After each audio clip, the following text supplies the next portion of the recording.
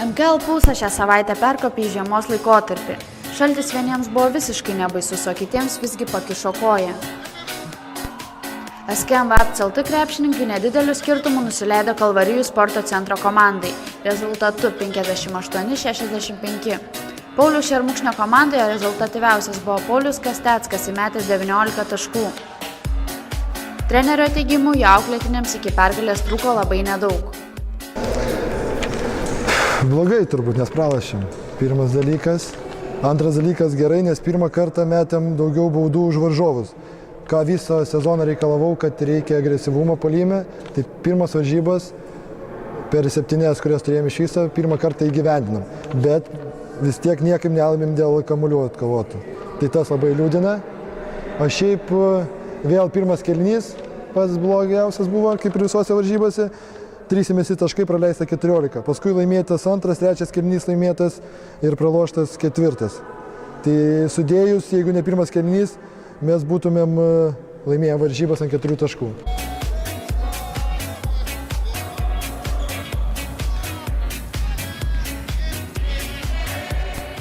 Anot krepšininkų varžovus jie tikrai galėjo įveikti, tačiau pritrūko sėkmės. Pakankamai gerai sulošėm. Tikrai pirmą kėlinį labai daug prametėm, galėjom pataikyti daugiau. Tada būtume tikrai laimėję užtikrintai. Žaidėm pakankamai komandiškai, bet pradžioj pritrūko to komandiškumo. Ant galo, kaip visose rungtynėse, susivokėm, kad turim žaisti komandiškai. Ką treneris sakė, kokių pastabų davė pertraukėlių metu? Pertraukėlių metu davė, kad mes 1-1 žaidžiam blogai ir ginamės 1-1 blogai, tai reikia dvigubinti gynybą. Kaip manai, kokius dar elementus pačiam, gal kaip žaidėjai reikėtų stiprinti?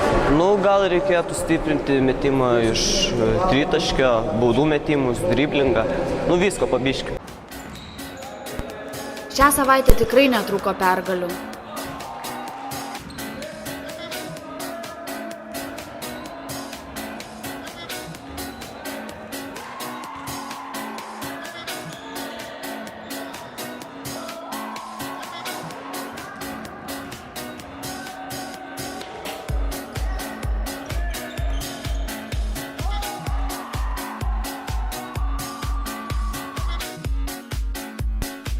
Kokie laimėjimai SKM auklėtinių laukia kitą savaitę?